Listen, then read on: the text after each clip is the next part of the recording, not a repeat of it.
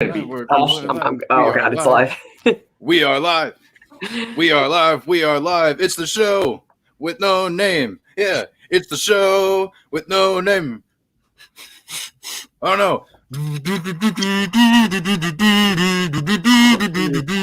Yeah, I got my kazoo. You should have told me to bring instruments. I would have brought the harmonica, dude. What the fuck? Yeah, well, we'll coordinate it better next time. And hey, clearly I need to learn how to play a kazoo. But anyway, welcome back to the show with no name. Live, coming at you. Unless you're listening to this on Monday as a podcast, in which case this isn't live and it's actually a day old. But either way, my name is Herms. You can find me at HermsNFL on the Twitter and nowhere else. Please don't find me anywhere else. And I am joined by my co-host, Jesse, who will introduce himself. Hey, I'm Jesse, at DGF Sports on Twitter. I do fun work here, fun work on Twitter, and cringe work everywhere else. So yeah, I'm here, and we've got two guests. I'm gonna say Daddy, but I don't know if that makes you feel uncomfortable. But Daddy, you can start. It's hard to make me feel uncomfortable, so that's cool with me. I'm Mike. Find me at Daddy's Home FF. I am currently writing nonsense blogs for the Agent Cooler. Thanks to my friend Sal Pal. And I am, for the first time, I am a football podcast free agent. I'm just kind of jumping as guest shows, so kind of sleeping on people's couches rather than having my own thing, which has been pretty dope. And that's what brought me here to hang with you guys. So I'm looking forward to having some fun tonight. Today, what time is it? 3 o'clock. Dang, day drinking got me good. Today. Geez. Well, you love to see it. You love to hear it. And we have another friend. Hello, other friend. Tell everybody who you are and where they can find you. Hey, y'all. Thanks for having me. My name is Victoria. You can find me at FFB_Victoria on Twitter. Currently writing for BallBlast and Footballguys. Have some good stuff cooking up over there, and happy to be here, y'all. Happy to be here. Oh, hell yeah. We got a nice group together on a Sunday to talk about redraft, because that's what everybody talks about before the NFL draft. Of course, the most pressing topic on everybody's minds. Who are the early, way too early redraft sleepers we're all keeping an eye on? Yeah, because over the last couple weeks, we have been taking a look at the early PPR ADP data from Fantasy Football Calculator, and doing some other stuff, and just combing through, sifting through the list, being like, that's a person we can talk about. How does that value sound? Boom, here's another player. How does that sound? And we kind of reached the end of it here, where we could continue to go groups of 3 or 4 rounds at a time, but we're at the point on the list where we might as well just say, screw it. We're calling them all sleepers. And we're just I'm going to scroll through here and screen sharing, like me aimlessly scrolling is not going to be good visual entertainment, nor is it going to be conducive to an audio format if you're listening to this later. So if you want to pull it up, just go to fantasyfootballcalculator.com. The PPR ADP is right there. You can sort it for the results over the last week, blah, blah, blah. That's what we're going to be looking at. So some names that pop out immediately. And we're starting at kind of like anybody from like round 9 on, just like, screw it, why not? There's a name already that I see that our pal Jesse, big fan of Philip Lindsay. Please tell us why. Yeah, I'll start off with Lindsay. Look, if I'm betting on someone in this backfield, which, I don't know that it's a super desirable backfield, but betting on someone, I feel like it's Philip Lindsay. He's a guy who only needs 200 carries just about to be fantasy relevant, like he has been the past 2 years before this year, before he got hurt. And I think he's a worthwhile, shot in the dark, because when do you ever get the chance to possibly buy into a backfield this late in the draft? What is he like? I don't know. He's a lot later than most traditional running backs at this point. So I feel like he's a worthwhile sleeper, because there's so much upside there. And I love him as a player. I know he's small, he gets hurt, but he doesn't need to play that much in a team that's got 3 other running backs that can play. So I think that makes him fantasy relevant, and I think he's well worth the dart throw. So that's what I got there. Yeah, I mean, there are a lot of cooks in that kitchen, but rather than me going on my whole rant about making food analogies, any thoughts from our friends below? I can't. I'm too busy laughing over here, Mike. So, yeah, I mean, Lindsay's interesting because not only is he going to a crowded backfield, but he's also going to a team that might not score this year at all, which is kind of a problem. So I think realistically, yeah, when you're getting this late, if you're looking for a dart throw, Lindsay's been talented. He's been very efficient on limited carries. Like you said, Jesse, I mean, he's a good player. And let's face it, the guys that he's joining in the crowded backfield with aren't exactly the pictures of health and efficiency lately. So yeah, I mean, it's a dart throw. It's going to be a hard team to watch. Let's just call it what it is. It's going to be a very difficult team to watch. Most likely quarterbacked by Tyrod Taylor. Scary.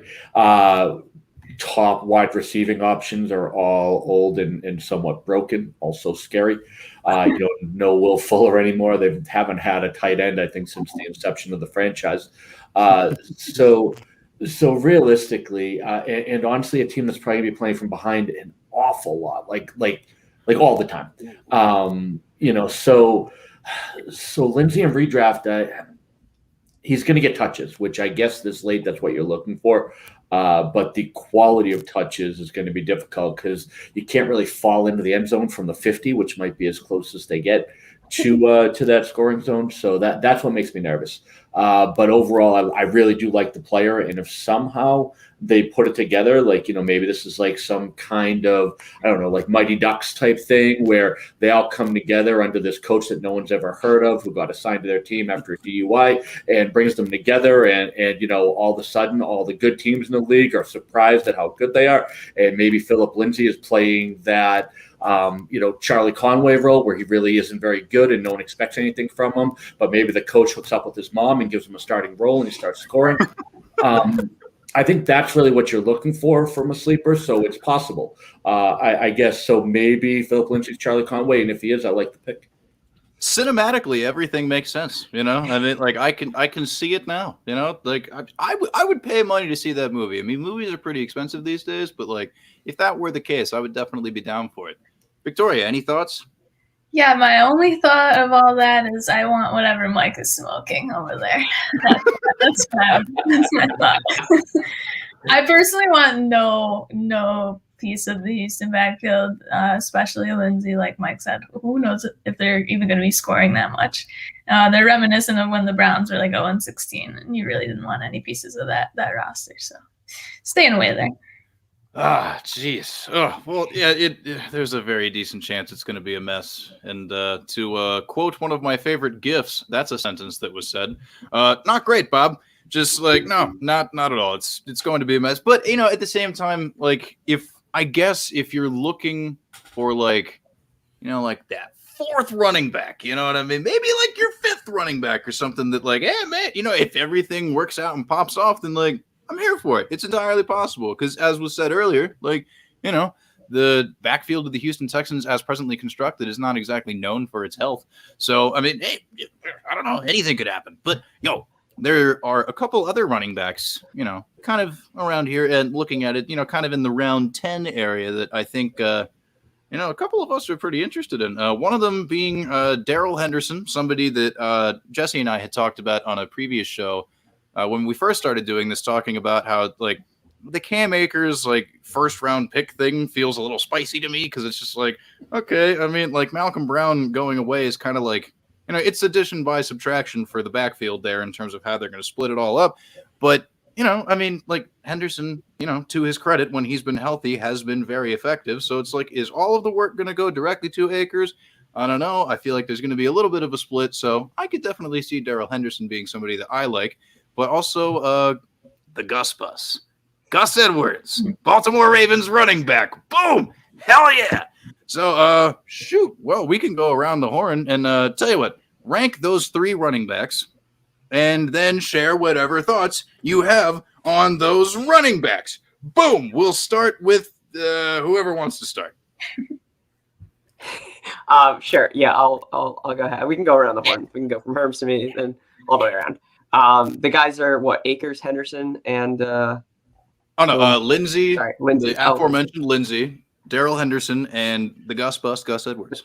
Okay. Yeah, I mean, kind of feels like the first guy on there is going to be whoever's in front of him that gets hurt. I think I like Lindsay the most because I don't think he needs many touches as the other guys. So I kind of like him the best out of that. But I like Henderson for reasons you said. He's a much better pass blocker than Akers is. So I feel like that lets him see the field a little bit more. Look, they were both third-round draft picks from the year apart in the draft. I don't really know how invested each or the team is in them. Like if we're trying to look at that third draft capital and stuff like that, they've spent both the same amount of draft capital on them, right? Or Cam Akers was a second round pick. Was he a second round? Whatever. Cam Akers was a second round pick.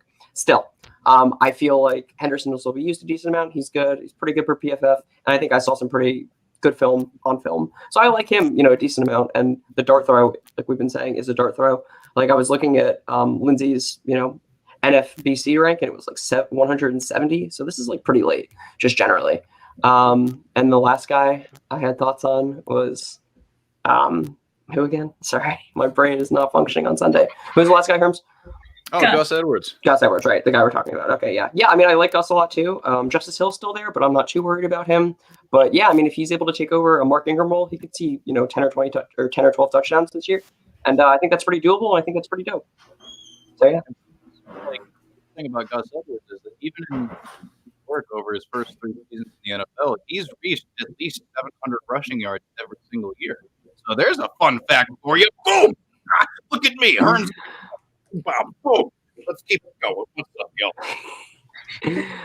All right, so for me, this is the number one's pretty simple, and you just mentioned it. It's Gus Edwards by a considerable amount for me. 700 yards every season, over 5 yards a carry every single season. I mean, you want to talk about doing more with less. This is a guy who was running back 37 last year while in a shared backfield. And the exact opposite of the Houston Texans, the Ravens backfield is something you absolutely want a share of, whether it's Lamar Jackson, whether it's J.K. Dobbins, whether it's Gus Edwards.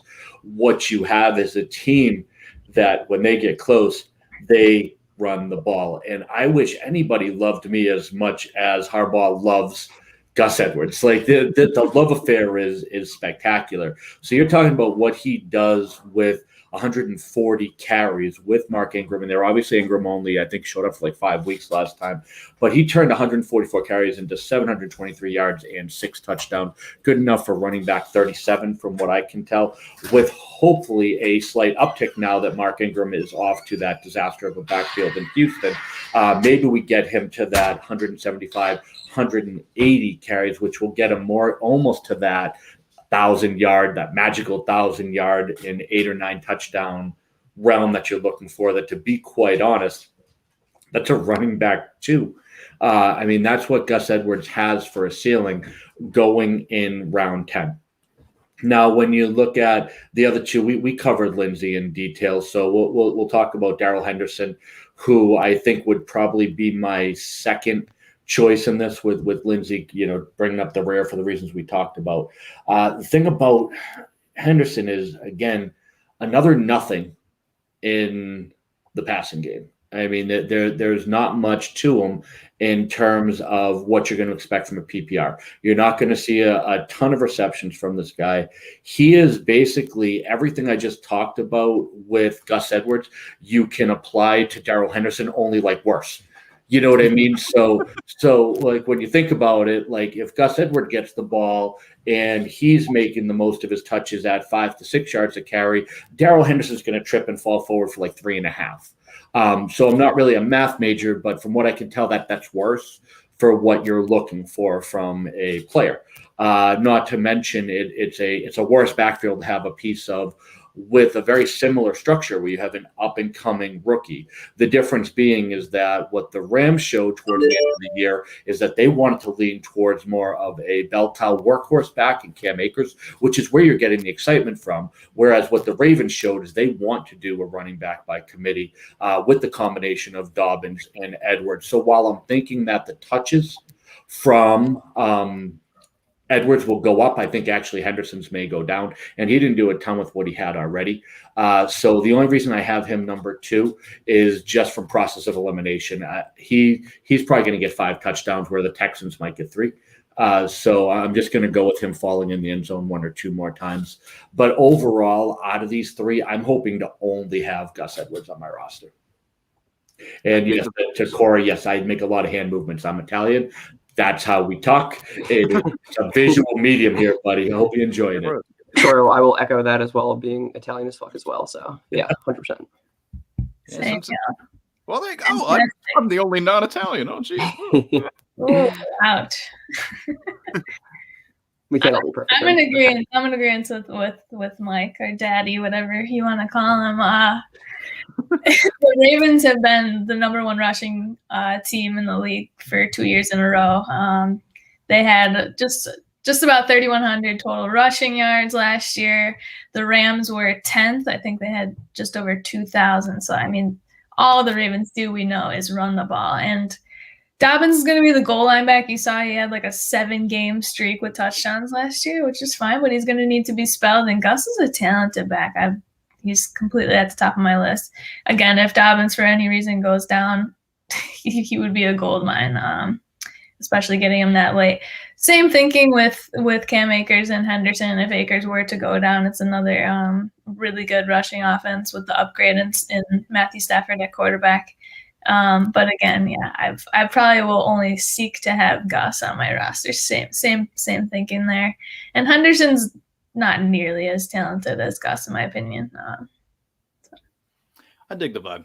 I definitely dig the vibe. Although, another name that kind of pops up. So we had discussed some people, ahead of time. Maybe if they came up, we'd talk about them. But a name that I saw, Zach Moss. I really want to know. We have a Buffalo expert in the building. Is the backfield at all worth investing in this coming year? Because I have no clue. It's so confusing. Oh, please help. Oh goodness. I mean, depending on what they do in the draft, of course, I'm hoping they take one of the top 3 running backs. I don't think they will. I think they'll go cornerback or edge. But if they do not draft a running back with high capital, I think Moss is going to be the guy. I think we know who Singletary is at this point. We know what his skill set is. He's more of a receiving back. He's kind of like TJ Yeldon, who we also had on the roster last year. But they were just okay. We really need to up our rushing game, and part of it was the O-line. But I think Moss is a good 0 running back target. If that's your philosophy, it certainly is not mine. I think it's disgusting. Sorry, not sorry. But I'm also obligated and legally obligated to say that Moss is the best running back ever. Michelle and Kate, if you're listening from BallBlast, I want to stay employed. So draft Zach Moss, baby. Let's go. Yeah, I will defend Zach Moss to the death, mostly because I don't want. Well, also nobody ever wants to be wrong about anything, but I don't know, because the toe issue that he had last year, it's I don't know how much that slowed him down, because I know he missed time, and then even when he came back, there was some limited workload. So I don't know, man. I'm hopeful that it works out for the sake of my dynasty team, but I think because like you said, if you're bold enough to do 0 RB, which again I don't recommend either. Yeah, I could see that. I could definitely see the vibe. Because the RB1 in Buffalo is also the guy who throws the ball, Josh Allen. So that does cap it a little bit, but That's the point. I mean, I have some stats here. They only rushed against a stacked box 42 times last season. That was the 3rd lowest figure in the NFL. So the Bills. So that was also an O-line issue, and they had trouble keeping the O-line intact, having the same guys. Some were injured. So if they can keep them intact, improve the O-line, and get that. Moss has that big play upside ability. And he would be the goal line back too. So he's a good dart throw. Hell yeah. Any other thoughts from the rest of the gang on Zach Moss or the Bills in general, or actually, because there's another player on the Bills that I'm looking forward to talking about next, but just keeping it purely in the running game, Moss, Singletary, anybody, nobody, what are you going to do? Man, I'm hoping they use a pick on a running back, because these guys ain't it. Even if they were to go a little later with a Jamar Jefferson, a Kenny Gainwell, there's plenty of running backs, Trey Sermon. There's enough running backs in this draft that are better than Zach Moss outside of the top 3. If one of the top 3 goes to this team, absolutely, I'm grabbing them. They're going to take on that workhorse vibe. I would love it. I had my fingers crossed for Chris Carson. I was bummed when he didn't go there. That was my choice for this team. But I do think that when you're talking about, hey, do I want to invest in any of the existing running backs? Here's a nice rule of thumb, because the draft's coming up in 2 weeks, right? So when you go through all of the teams that will be good landing spots for running backs, that's because the running backs they have on their roster suck. That's how they come up with that list of good landing spots. It's a good landing spot because there's nothing good on the team existing. That's how this works. So when you hear the Bills being named as a good landing spot, I'll help you translate that into, what it means for the existing running backs, which is not good. They're a good landing spot because existing running backs are not good. Like that's how that all plays out, right? Like, it's not a good landing spot for a quarterback to go to Kansas City because Mahomes is there. But it would be great, for example, for a quarterback to go to Carolina that actually knew how to play. Because Sam Darnold's there. Yeah, I said it. Stop tweeting about him. It's just because you're bored, not because he's good. So that's how these lists come up. And that's why the Bills are such a great landing spot for a running back, because realistically, it's like there's no speed limit. There's nothing blocking them. There's nothing in front of them that's any good. Zach Moss will make a wonderful backup running back who gets limited carries and doesn't hurt the team, because I don't think he fumbles very much, which is great. But if he's your starting running back and you think that the running game is going to win you games, that is a problem for you. I don't want anything to do with them. Whoever they take as a rookie, if they don't take one of the top three, will be my second round pick in dynasty drafts, and will be the guy that we're talking about as a 9th round sleeper in redraft once we figure out who that name is. So the best sleeper for the Bills is that 3rd or 4th round running backs. Hell yeah, dude. And hey, a comment from the audience. Turns out you are a good mathematician. Look at you doing it big with all the numbers and stuff. Man, that's wonderful. You love to see it. And you are correct, because based off of my understanding of the game of football, it is important to not fumble. Very, very true. You want to hold on to the ball. One of the objects of the game specifically is to make sure that you are in possession of the ball at all times. If you lose it, that's not good. Mm-hmm. Jesse, what you got, buddy?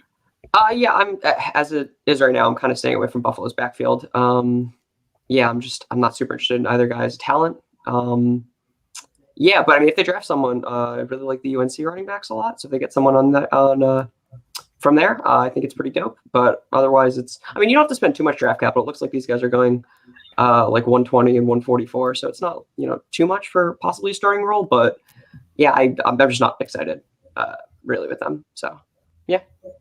Here's a question though. If they do draft someone like the top three, right? Let's say they get Najee or Travis in the first or whatnot. Do you think they're going to be so overvalued and overhyped by the time we get to our drafts in July, August, that you wouldn't take the shot on them, considering that the Bills were one of the top passing offenses last year and will most likely continue that because they've retained the OC and Josh Allen's trajectory will be going up as well? Would you guys probably stray away if they were in a similar spot to like a JT where he was in drafts last year? Not that he was overhyped because he did produce, but.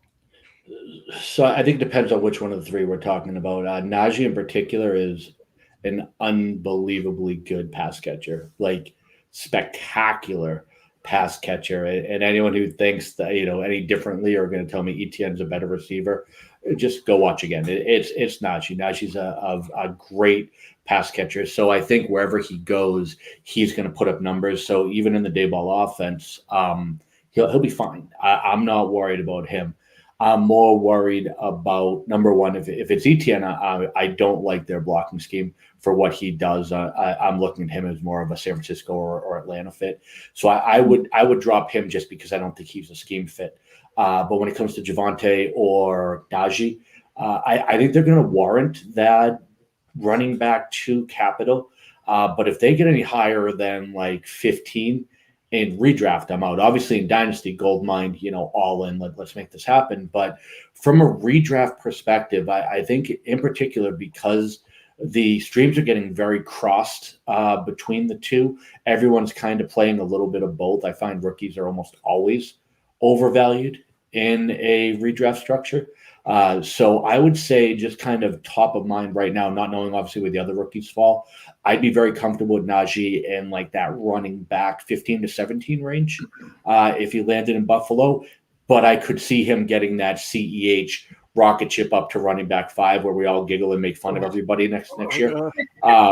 If he does that, yeah, no, I'm good. But if he falls like where I like him in that 15 to 17, I could see him being a better dart throw than, say, just top of mind, Josh Jacobs, David Montgomery, Miles Sanders types. I would go on Najee in Buffalo over any of those guys in redraft. Love it. Jesse? I have a little bit of an unorthodox take on the running backs for this year. I don't really like Etienne. He's my 5th running back in terms of talent. I think Najee is my 3rd, and I also think for redraft, I'm not super interested in him because he'll probably go a lot higher than I think he's worth it, because I think he has a lot of tools that I really like, and I think he does a lot of different things really well, but I don't think it's all there yet. So I'm not super excited about those 2 guys specifically, but I mean, they get a guy like Williams, or they get a guy like Carter. I just love those guys. So wherever they're going, I'm probably interested because I'm probably higher than them than most people. But Buffalo is an interesting situation because I'm not sure how to feel about their offense going into next year. I feel like I just want the 2 UNC guys to land somewhere else because I think they're better situations. But theoretically, Jesse, they were to be here. What's up? Are they your top 2? Yeah. Williams and Carter? Yep. In that order? I think, yeah, Williams and Carter. Yep. Interesting. That's sized. I think I've heard Carter. Yeah, I mean, I like them both. I like it. A good amount. But yeah, I think Etienne's really overrated. But I think I'm talking about the rookies a little bit too much. But yeah. Here's the thing, though. The good news about that is that next week we will have Jeff Bell from Fantasy Pros, one of the coolest Devy guys out there, and also our buddy Felix Sharp doing the Campus to Canton stuff. Wow. Going to be coming on doing a little like rookie preview for us ahead of the NFL draft. It's going to be super fun. Like, oh my gosh, yeah, there's an announcement. Boom! Check it out. I haven't even tweeted it yet, but there it is. Yeah, so that's going to be super fun. If you're really interested in hearing about this stuff, but like especially for these guys in a redraft context, which you don't really hear this early very often, come check it out. It's going to be a great show. And then, yeah, like after the draft, I mean, we're going to have Peter Howard on. We're going to have our boy David Kluge on, or Dave, whichever he prefers. I don't know. We're going to get Kluge with Kluge. It's going to be fantastic. But yeah. Oh, geez. But yeah, I guess as far as any of that goes, I mean, like, I just really want Najee Harris to be on the Steelers, please. Oh, I want it so bad. I want it so bad. Because, like, yes, the hypothetical in Buffalo would be tremendous. It would be a great fit. But selfishly, I can't endorse it. Because I want them all for me. All for me. Oh God. They say the Steelers love him, so I'm expecting that in general. I'm expecting them to take him, but we'll see. Because I mean, like, I don't know. I understand that there are probably greater team needs than the running back, but at the same time, it's just like, I don't know, the fan in me, just like taking out. It's like, oh yeah, the O line's terrible. We could definitely use somebody, like with the Bud Dupree gone, we could definitely use another like solid outside linebacker type dude. But no, I don't care. I want Najee. But okay, before I give myself a aneurysm or something, a couple interesting wide receivers. One of whom is in Buffalo, and another one who plays in the same division. We all really like Gabe Davis. That's a guy I feel we're all pretty big fans of Gabe.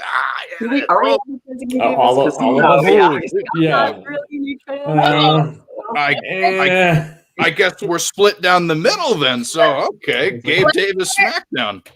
Let's start with the hate then. Or not the hate, rather the dislike. Hate is a strong word. Yes, hate of course.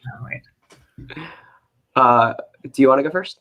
Yeah, sure. My redraft Buffalo wide receiver rankings is Stephon Diggs, Cole Beasley, Emmanuel Sanders, Gabe Davis, which presents a problem for me because I like my wide receiver 4 on my fantasy team to be a wide receiver 2 on an actual team. So that becomes an issue for me. And part of my dislike, or whatever you want to call it, my lower ranking on Gabe Davis comes down to my absolute love for Cole Beasley. Cole Beasley, the most underrated person in the NFL and fantasy leagues. He is the man. I love this dude. Now, there is enough to go around because, let's face it, Buffalo doesn't have a tight end. So you are potentially looking at 3 wide receivers that could be fantasy relevant. But in reality, when you're talking about how deep this position is, do you really want to stay a redraft bench spot on a guy that you're not certain what week you're going to be able to start him? I mean, this is the deepest we've ever seen the wide receiver position go. And I think we can all agree Stephon Diggs is going to be the number one. And I don't think that Gabe Davis is going to take a lot of targets away from Beasley. I think those underneath routes that Beasley runs out of the slot, the way that he plays is going to be that second read. Then you're talking a split of what's left between Sanders and Davis on the plays where he doesn't just tuck the ball and run, which, as we know, is a decent amount. I just don't see the volume. I see the talent. I just don't see the volume. And that's really what I'm looking for out of the wide receiver position. And that's why I'm personally out. Like the player, don't like the fit right now. Yeah, I think a lot of that was good. I pretty much agree with all that. I love Stephon Diggs. He was the best receiver in the NFL last year. I think it's unquestionable in my opinion. I love him so much. But yeah, the rest of the team, I think, like he was saying, I think Gabe Davis is the fourth guy on this team. I personally always hate drafting guys who are like I don't think I've ever owned a guy like Deshaun Jackson because I don't know when to start them, and that really bothers me. So that's probably another reason I have some bias against him.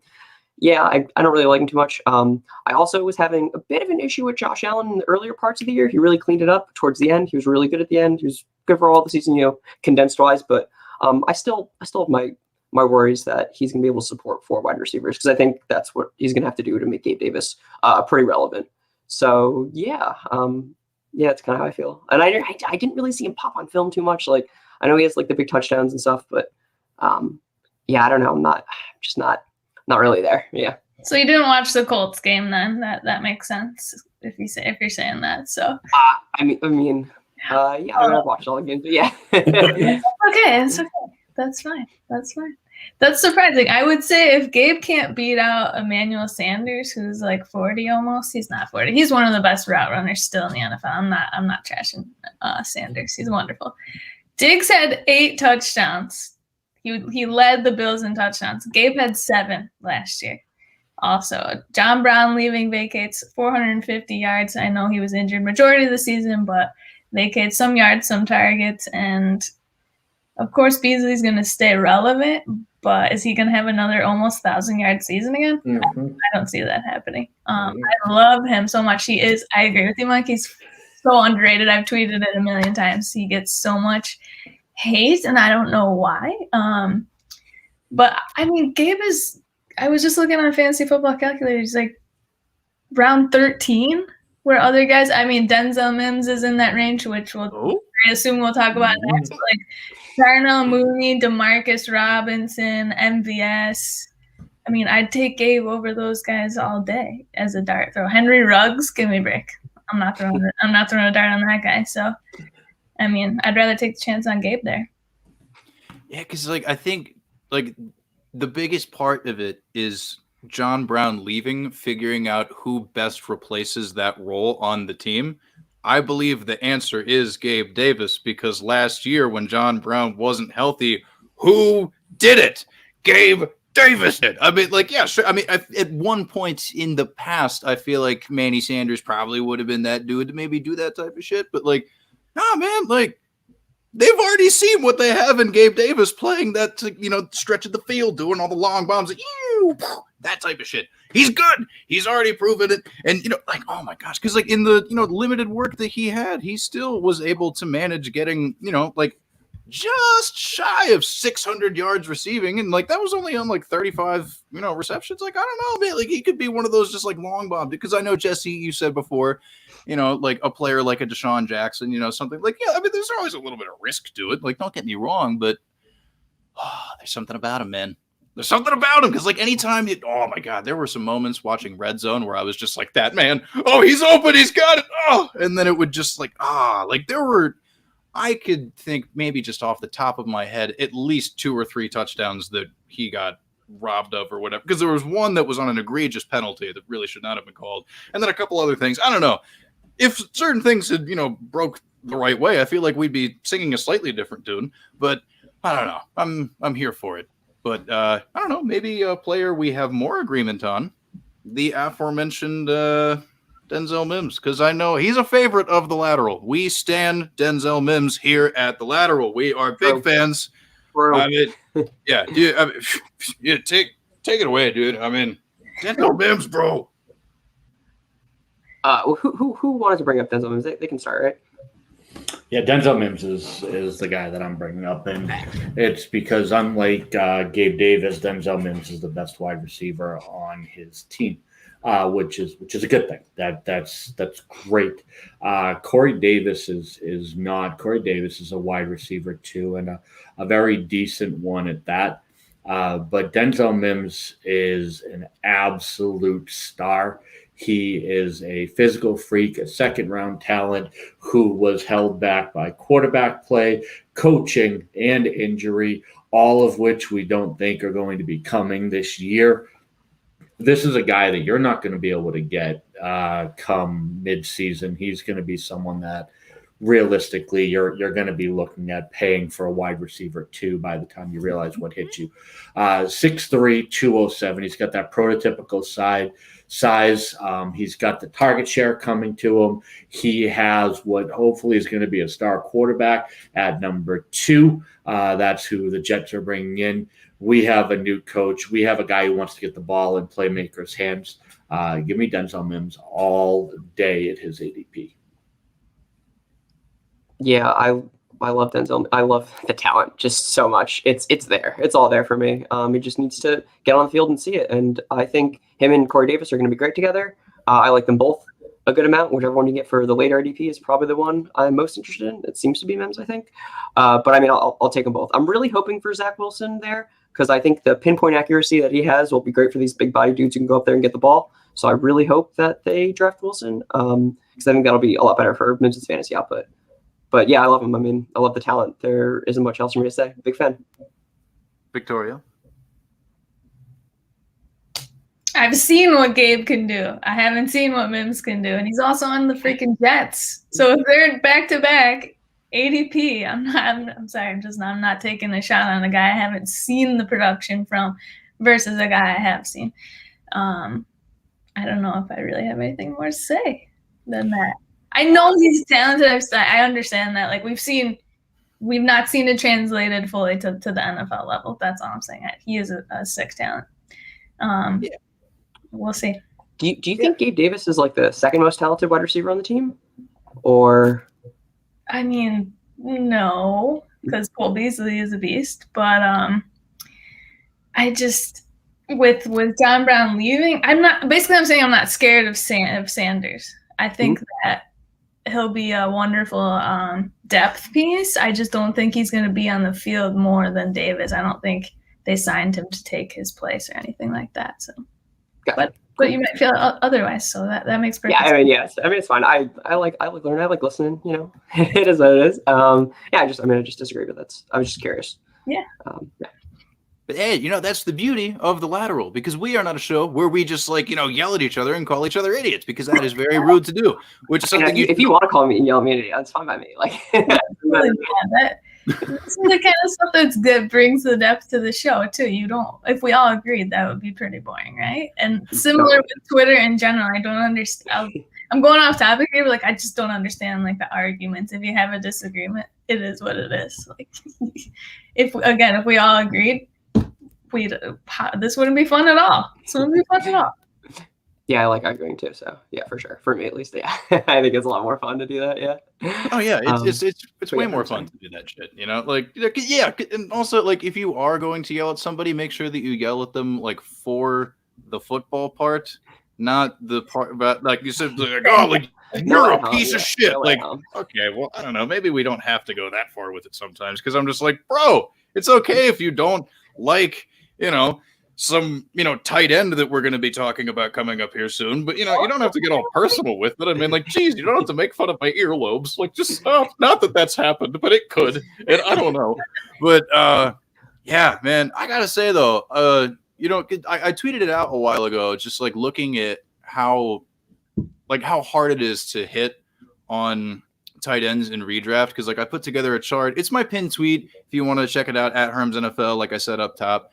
Like it's pretty cool, you know. And basically, once you get past like the top 3, like in terms of like where they will be ranked in like consensus ADP, like your hit rate goes down just it's insane. It's pretty terrible. So, you know, if you're not going to get one of the top guys like a Kelsey, a Kittle, what used to be Ertz now is more of a Darren Waller, that type of shit. If you want to throw Mark Andrews in there, I don't know, I'm not gonna roast you for it.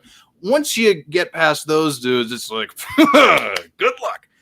But yeah, if you're not going to get one of those guys, it's really good to just like bust out the pole or whatever and go fishing and just see what you can turn up. And one name that was brought up to talk about that I'm very excited to discuss, because honestly, I'm not sure how I feel, to be honest, based off of a lot of different things. That would be one Dallas Goedert of the Philadelphia Eagles. I'm kind of curious because, like, again, like I don't hate it. I just have a really hard time figuring out how to feel about Philadelphia. So, what's up? I love Goddard for next year. I mean, as a dart, though, right? Like you said, tight end position is trash after the top 3. But if you have to guess, if you don't hit on the top 3, you want you want the volume, you want the production, right? Who are the pass catchers on the Eagles? I don't even want to name it, right? If they draft someone, fine, great. They'll be a rookie. That's the point. Goddard will be a safety blanket for Hurts. I don't like saying Hurts and Ertz too close together because it's awkward. But if Hurts, I don't expect Ertz to be there. Even if he is, there's no guarantee he's going to be utilized like he once was. They have one of the worst receiving cores in the NFL right now, and Goddard had career highs last year, even though he only played in 11 games. He had 6 targets a game, 50 yards a game. I know it's not flashy or sexy, but I think he'll have the volume there if they only draft a couple new pass catchers for that system. Any other thoughts on Goddard? Yeah, I mean, when you were talking about the names, I was thinking, man, maybe you should throw Goddard in there too, because I fucking love this talent, dude. This guy's a great player. He's been in the league 3 years. You know, people, I don't want to be a cranky old man, but people nowadays are like expecting these rookies, especially like tight ends that we know is a developmental process, to be good year 1, year 2, year 3. That's just not the case. Goddard is year 4 now, and I really think they're moving Ertz. I don't think he'll be with the team by the time the season starts. Maybe they'll do some shenanigans the first weeks, but I think he'll be solely the tight end there for them. And I don't think, even if they do trade away Ertz before the draft, during the draft, I don't think they're going to replace that production with another tight end. They were only really doing that because they had no wide receivers to speak of. They were all hurt or bad. Not good enough to be on the field anyway. So I think they'll go one tight end eventually when they get rid of Ertz. God, I fucked that up. There we go. But yeah, I mean, I love the talent there. This is the 4th year for a tight end. Really, really excited. I hope the quarterback play is good. But if it is, I think Goddard can really be there. And I know that doesn't seem to be the way the data has, bore this out, but I really believe in him. I love it, dude. I absolutely love it to death. And Mike, if you don't have any thoughts on Goddard, the tight end you brought to the table is somebody we have discussed on this show before. I've tweeted it a few times now. Like, I'm on this train, baby. I am here for this so hard. Please tell everybody. Because, I mean, oh, man, if it hits. And, there's a lot of stuff that backs this up, too. So tell everybody. Gerald Everett is the tight end that you want to be grabbing late in every single draft. This guy is still young, 26 years old, 6'3", 240, runs a 4.62, literally pops off the chart athletically. And you're talking about giving Russell Wilson that target. You have 2 deep threats when you look at the outside receivers in the slot playing for Seattle. They don't have what is a prototypical red zone threat. While Metcalf is a larger bodied wide receiver, there's no questioning of that. He doesn't tend to get those Devontae Adams type 1-yard touchdowns, right? He tends to beat people with his speed. He's going long. So what am I looking at when Chris Carson's not pounding the ball into the end zone? Is that big body target in the red zone. That's Gerald Everett. When you talk about outside of the top 3 wide receivers, the only thing that's going to separate 4 from 15 is touchdowns. So give me the guy who is going to get the largest amount of red zone looks. And for my money, that's going to be Gerald Everett. I love everything about this guy. He touches the ball, it turns to gold. He is removed from that mess of a Rams offense where he was sharing time with Tyler Higbee. Obviously, they have the same setup where you had 2 stud wide receivers and a quarterback that just wasn't going to get him the ball the way that Russell Wilson's going to. Man, if this guy doesn't have top 6 tight end upside, I don't know who does. I am all in everywhere I can get my hands on Gerald Everett. Just watch him take off like a rocket ship and get there before your league mates do, because he's a guy that, again, we're going to be talking about as a tight end 1 for tight end 3 prices. I absolutely love this dude. Oh my gosh, man! And I saw courtesy of the Football Guys website, actually. Oh, shout out Tyan. It was either, I want to say it was like 3 out of the last 4, but I think it was 4 out of the last 5 seasons. Russell Wilson has targeted the tight end position over 100 times. It just so happens that it's always been like a hodgepodge of like decent dudes all kind of sharing the same role. But if Everett can come in and be like the tight end and not have to deal with just like a patchwork group of like Will Disley and Jacob Hollister and, like just if it's really just Everett, the opportunity is there. Those are my contributions. Yeah, I mean, I like the dart throw for sure. It feels like Seattle's been trying to get a tight end to work forever, so hopefully this is the one. And I liked him with McVay, so hopefully it's Sam Carroll. Can I give you a guy I'd maybe take a dart throw on over Everett, though I do like Everett. Which I'm not hearing a ton of rumbles about this guy. Anthony Firkser for the Titans. Mm-hmm. The Titans have the 3rd most vacated targets going into 2021. They have about 225 targets, almost 50%. And the largest percentage of targets inside the 10-yard line. Firkser's a big body dude, obviously. He played more snaps, though, in the slot than as a traditional tight end last year. And with Corey Davis gone, with Jonnu Smith gone, I don't even think I should mention Adam Humphries, but sure, he's gone. Sorry, Adam Humphries, if you're listening. Just kidding. But, I'd take him as a dart throw with who are they passing to? A.J. Brown and who? They're kind of... Yeah. Oh, God, yeah. Josh Reynolds. Oh, God. I don't know. I love it. I'm looking like Mike was saying, you're looking for touchdowns and in PPR some volume, right? So, if there's not as many pass catchers similar to the Goddard situation, that's the kind of thought process I'm going to there. There's not as many options. So I'm looking for a guy like that for a late round dart throw. I like Firkser too. I like Firkser a lot, yeah. And I am going to once again take this opportunity to will Josh Reynolds into existence. I'm here for it, and I refuse to be told otherwise. Just quickly, the tight end that I wanted to mention is somebody that we've talked about plenty in the past, and we'll definitely have opportunities to discuss in the future. With the Vikings, Irv Smith Jr. Year 3, Kyle Rudolph's gone, whatever, blah blah blah. Hey, it's possible, sure. Thielen, Jefferson, yeah. There's there's people in front of him, but hey. He's got the athletic traits. His father and his uncle were professional tight ends. It's in his blood. It's in his genes. And I'm not talking. So yeah, dude. I don't know. I'm here for it. That's just wanted to pop that in there. But looking through this list a little bit. Oh God. Well, also I just want to shout out very very quickly. Shout out Jonnu Smith for finding yourself in a very unfortunate situation, being tied to Hunter Henry. Any just weird. Quick takes on how we should even approach that, let alone feel about it?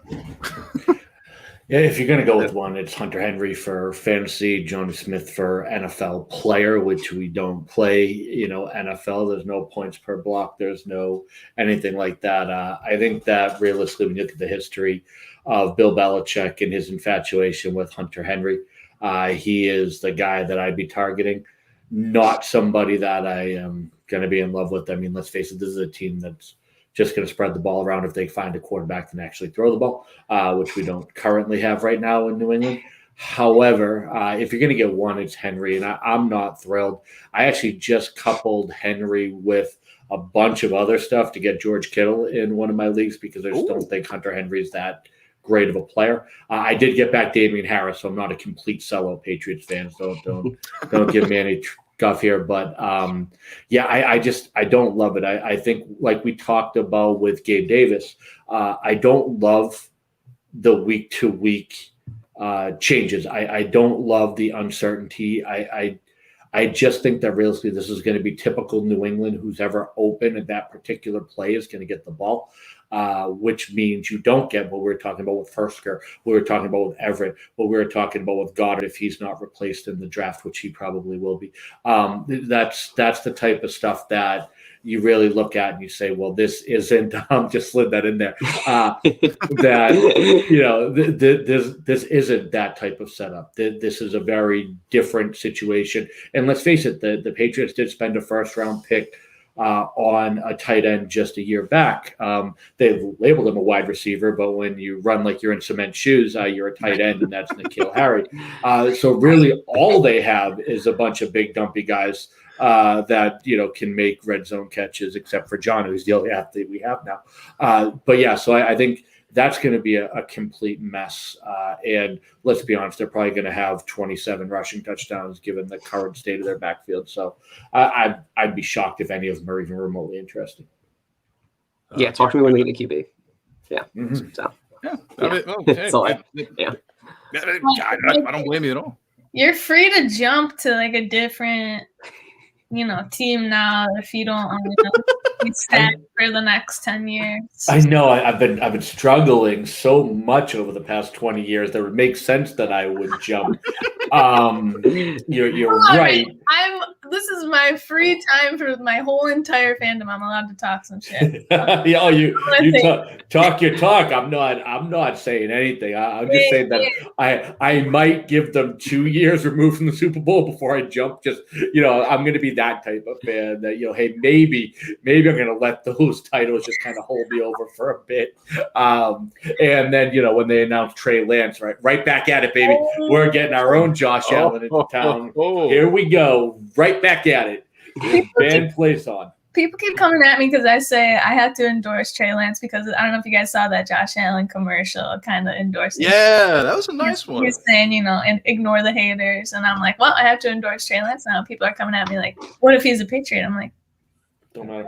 No, I'm just kidding. I still would. That would be fun. That would be fun to watch. And I mean, hopefully they replace Tua at some point, but the competition for quarterbacks in the AFC East is about to be spicy. It's just getting off topic here, but yeah. I'm excited. Well, I will say I don't know a single Patriot fan who doesn't love Josh Allen. So we can love each other's quarterbacks without loving the team because how I feel about Josh Allen. I'm a very simple man. I spread my love for Josh Allen all over the Twitter timeline with no shame whatsoever. Oh man, and that's the beauty of sports. That's what happens when you're able to recognize that this is all in good fun and we're all just enjoying ourselves. Yeah, but, I will also say for the public record, I do love Josh Allen, just not the right Josh Allen, not the one you're talking about. So. Oh God! Oh come on! I love anybody named Josh Allen. Just if you're out there and your name is Josh Allen's great. My defensive end going to be future All-Pro defensive end is going to be great. He's great. Love him. I'm gonna love him. Hell yeah, dude. IDP podcast. Not yet, anyways. No, but going back to what was being mentioned about suffering fan bases. Speaking of a suffering fan base, there is a player that you wanted to talk about, Jesse, that is on a team that. Oh God. But hey, we've mentioned his name before, and actually, I'm going to couple him with somebody else just for the interest of time. But Quintez Cephas. And also a favorite of mine, and I don't know how anybody else feels, but Van Jefferson. Those are two, second-year wide receivers. I'm like, there's some intrigue there, and I'm really curious to see where you land on all that. Yeah, Quintez Cephas is a huge dart throw, but I think as many people expected, we were trying to. Detroit was supposed to have wide receivers in the offseason. They added Rashad Perryman and Geronimo Allison and Tyrell Williams. So I don't give a shit about any of those guys. So give me a shot on Quintez Cephas. Even if they draft 2 wide receivers in this draft, which I don't think they'll do because have you seen their defense? They might draft one in the first round or whatever. We'll see. But I mean, they didn't really bring anyone in that I really care about. So I'm ready to take that dart throw. And he's going real late too. So you can get him for free and drop him if you need to, whatever. But I think it's worth it to take a shot. And I'm not super low on Goff. I think he's a fine quarterback, not as good as Stafford, but I still think he's a fine quarterback there for fantasy purposes for sure. So I'm willing to take a dart throw. And Van Jefferson is better than the guy who left there that he will be taking over the role for. Sorry, Herms. But yeah, I just like him. He can also block really well too, so that'll keep him on the field. I'm a big fan of Van Jefferson. I think he's ready for a breakout. I think last year's receiving class was insane. So I'm just really high on a lot of those receivers generally. Oh, dude, I have several shares of Van Jefferson all over in my dynasty portfolio, but this is a redraft show. So, any thoughts on either of those two to our kind panel? No. Why would I have any thoughts about those two in a redraft podcast? I have a thought. It's just gross. That's my thought. This is late Arthur stuff, you know what I mean? I don't know. We can look at who's going around. I'm curious if you guys like anyone going around them better. Van Jefferson, I see is 66 on the NFFC ranking. I mean, he's by MVS, John Brown, Emmanuel Sanders, Sammy Watkins, Jacoby Myers, Paris Campbell, Darius Slayton. I guess I like Slayton more. But Paris Campbell's the one in that group, yeah. I mean, even Jacoby Myers realistically showed more than Cephas did last year by a considerable well, I like Jacoby Myers as a player more, but I will say again, the quarterback situation is that becomes the issue. But no, I mean, realistically, depending on how deep of a redraft you're playing, I tend to go more that deep to actually grabbing just more running backs. I think at that point you're talking about an injury could give you someone you're actually going to start. So I tend to only roster maybe 4 or 5 wide receivers. So when you get to that 66 to 75 range, I'm just not shopping in that aisle. I'd probably take a dart throw at a tight end more, or more running backs. Those wide receivers, you're going to find them. If you have someone on your team that gets hurt, you're going to find them sitting on the waiver wire. Once someone gets hurt, someone else is going to jump above them unless it's someone on those 2 particular teams that happens to get hurt. So I more stream wide receivers, as weird as that's going to sound, if I need them, more so than, a running back. Because if you think of the amount of fab that you're going to have to spend if a starting running back gets hurt, it's going to trump by a million miles what you're gonna have to spend if, say, Robert Woods goes down, because you're not even sure it's Van Jefferson. You're looking at Djax is still there, Cooper Kupp's still there. Does Tyler Higbee get more target share if that happens? I don't think people are going to just will that. Quintez Cephas, realistically, I'm not even sure he's better than Tyrell Williams. Victoria hit it best. I haven't seen him do really much of anything. And I personally think the best wide receiver in the Detroit Lions organization is Antoine Randall. And, if they ever get him to actually suit up again, he would make the noise. But that team realistically is TJ Hawkinson, DeAndre Swift, and then just please no. Just no. That's how I'll give you the Lions. So when I'm looking at a dart throw there, I am going to go with Tyrell the Gazelle if I'm going to have to pick one, just because he's most likely to take it to the house on the one play. To me, I feel like, why would you draft a guy that really no one else is looking at? I just think they can just sit on the waiver wire, and I'll find somebody who can put up the 5 target production you're getting. I feel you, dude. And hey, tying it into, as we're getting closer to the end of the show here, Paris Campbell, somebody that, if anybody has thoughts on, cool, but it also ties into the offense led by a quarterback that Victoria wanted to talk about in Carson Wentz. So there you go. Look at me doing host stuff, laying out topics. This is what I do. This is why they pay me the big bucks, people. So, yeah, I'll just start by saying, just get it out of the way for me. I adore Paris Campbell. I have been waiting for this to happen.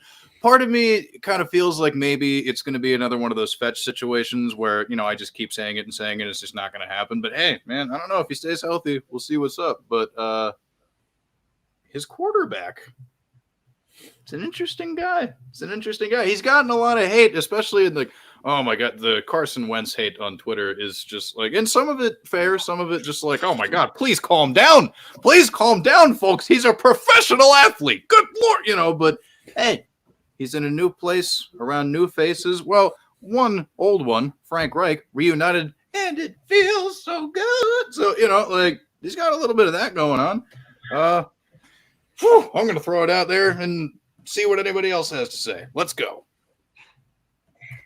I think with Wentz, it all depends where his ADP is going to fall. It's showing right now for PPR like around 11 or 12 of redrafts. So even then, that might be a little too high, which is like, sounds silly when you're saying it. But, I mean, he looked like, I don't know how else to put this. He looked like doo-doo last year, right? I mean, but he had no good receivers. So he was just constantly running for his life. So obviously there's an huge upgrade in the O-line. Again, with the familiarity with Frank Reich. The last time he played with Reich, he was the QB3 in fantasy, even though he missed 3 games and he had 0 rushing touchdowns. Shout out to Michelle from BallBlast for that, from her article. We know his production dropped when Reich left to be the Colts head coach. He's got a much better receiving core. We already mentioned Paris Campbell, I guess T.Y. Hilton, even though he's kind of up and down, but his trusted sophomore running back and Taylor, all of these things are upgrades from Philly. He's worth a dart there. We know he was productive in the past. So he's worth a shot. I mean, if he's going near like the rookies or with somebody like, I was just looking, Kirk Cousins, I'd rather take a dart throw on Wentz rather than Kirk Cousins or Taysom Hill, Derek Carr. I don't know. How do you guys feel? Derek Carr is the name that was going to come up, actually. So, this got awkward. I would absolutely go Carson Wentz over Derek Carr because that one year in 2017 when Carson Wentz narrowly edged out Derek Carr was a good year. Every other year of their career, Derek Carr has absolutely made Carson Wentz look like a scrub, but everybody hates on him because that's how they like to live. But realistically, ever since 2018, when Carson Wentz broke his back, something has been different about him. This is a fractured vertebrae. This isn't a sprained ankle, and to say he's going back to Frank Reich, I get, and I hear that from a lot of people. But that doesn't change the physical limitations that we're seeing with Carson Wentz, whose upside really with his legs has been almost non-existent.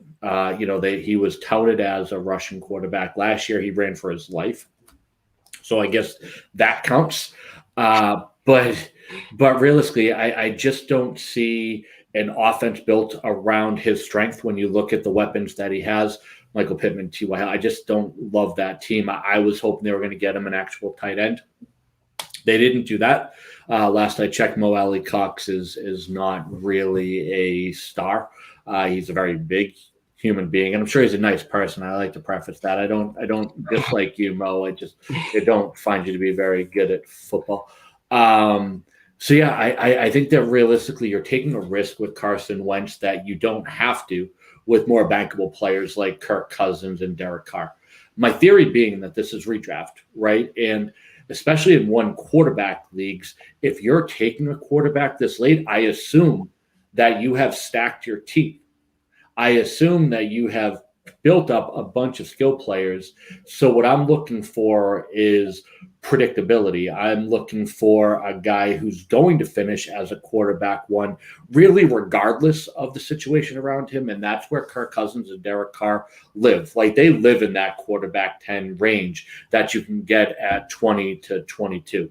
I mean, when you look at Derek Carr, he is basically Matthew Stafford without an injury history and 3 years younger. It's the same dang player.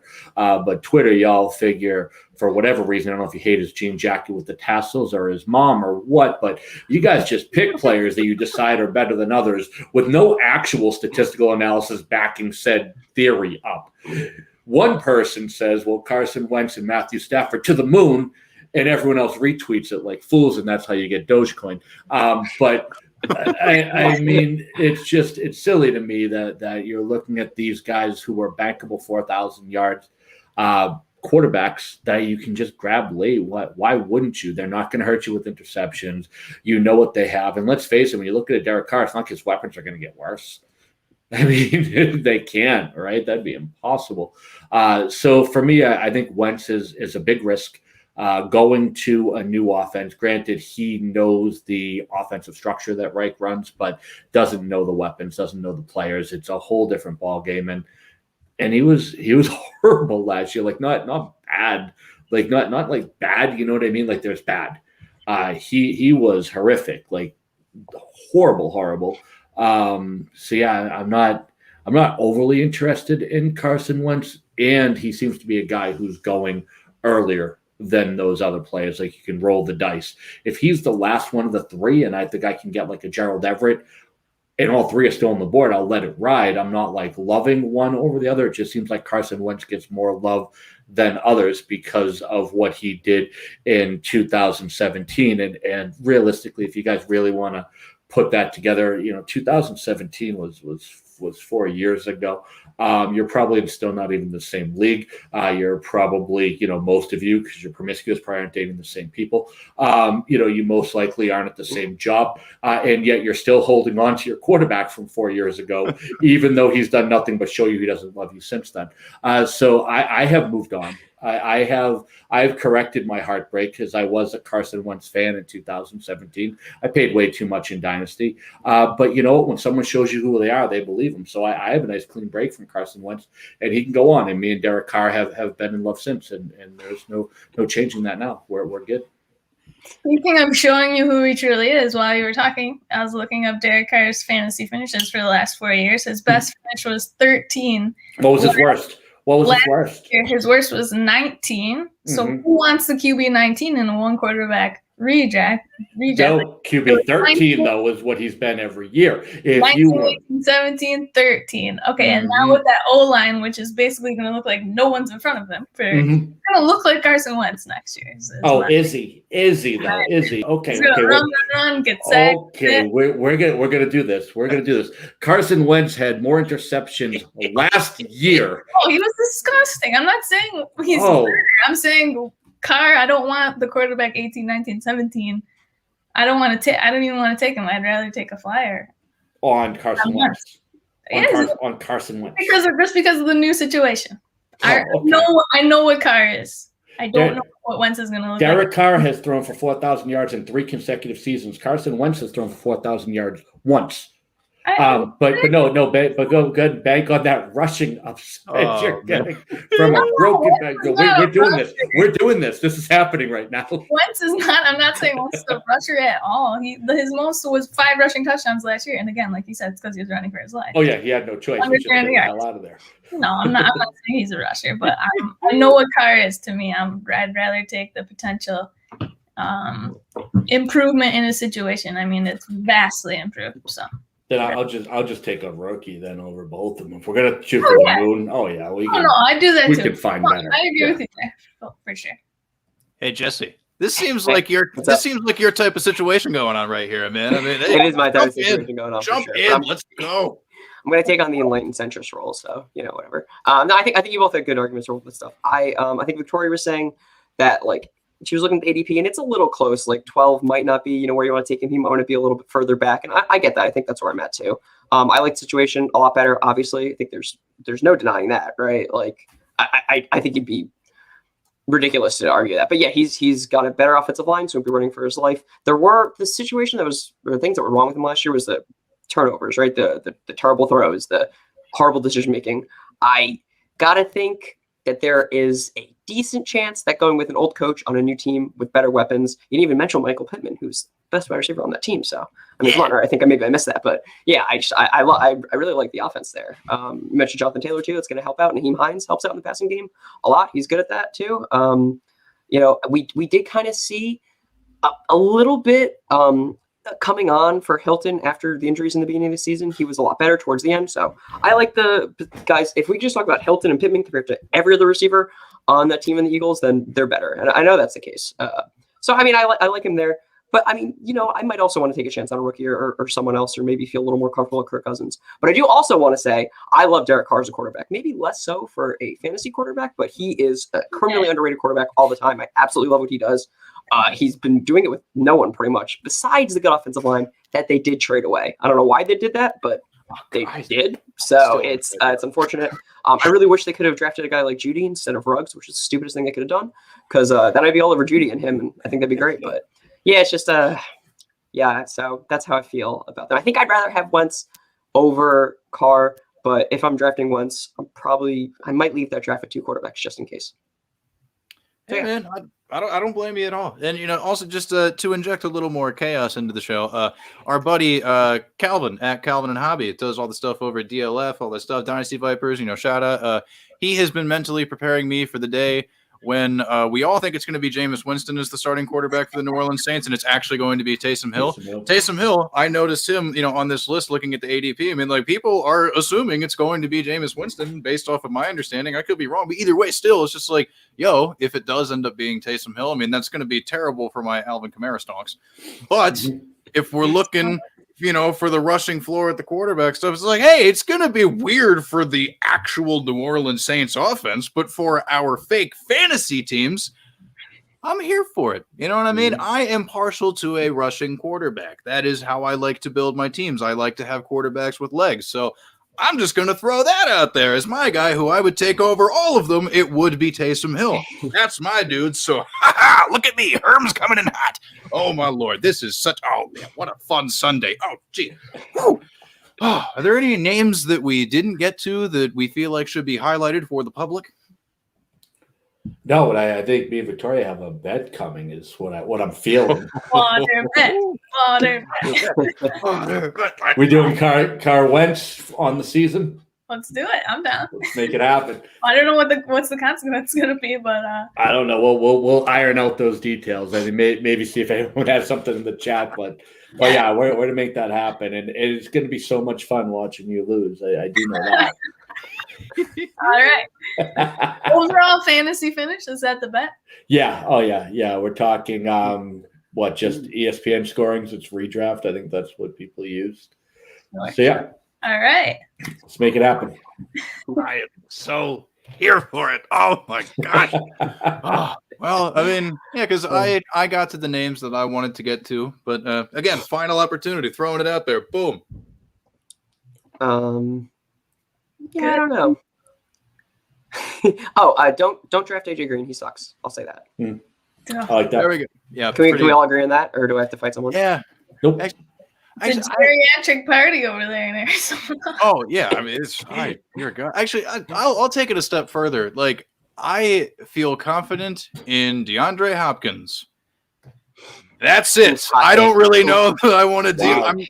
I don't want to get hurt by Kirk again. I don't want to get hurt by Isabella. I don't want to get I really think it's just going to I know that's a very, very spicy Carolina Reaper level, but at the same time, there are going to be people who are, because Christian Kirk is a very common fetch player for, some people out there. There are still the Andy Isabella troops out there being like, but he's so fast. And it's like, okay, true, but a lot of people are fast in the NFL. That's how things work, especially if you're a wide receiver, because one of the things you need to be, for the most part, is fast. So it's like, yeah, that describes a lot of people. But yeah, I don't know. It's you can go through the mental gymnastics in your head all you want. There's probably only going to be one relevant wide receiver for the Arizona Cardinals, and it's the guy we think it is. So yeah, how about that for a closing thought? Look at us. Here we go. I have a question. Is that both terms? Let's go, dude. Just real quick. Do you guys have any belief that possibly in the future, whatever this year, Mecole Hardman's good?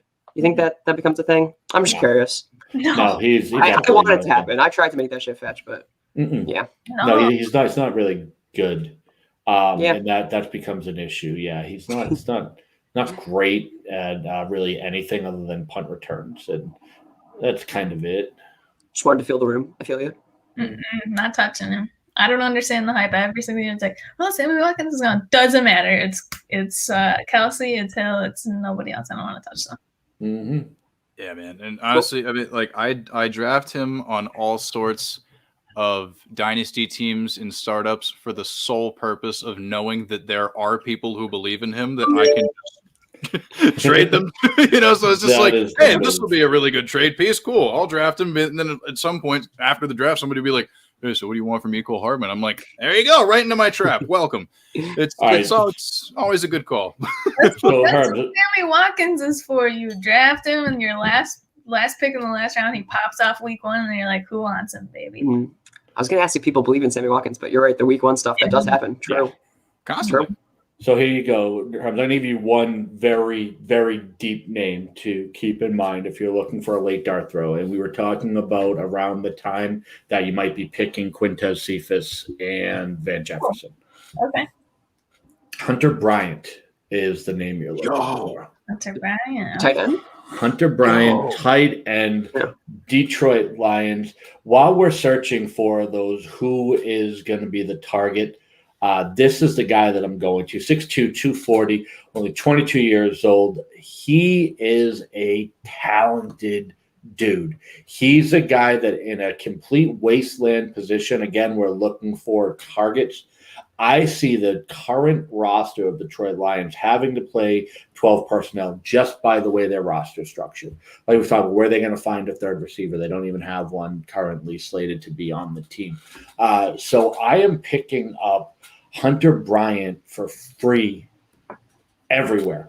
Forget about even needing a Hawkinson injury. You know, if Hawk were to go down, forget about it. You know, the ceiling is the roof. But even just without him going down, I think you're talking about a guy who's going to see targets that no one's mentioning at a position where people are scraping the bottom of the barrel hoping to find anything.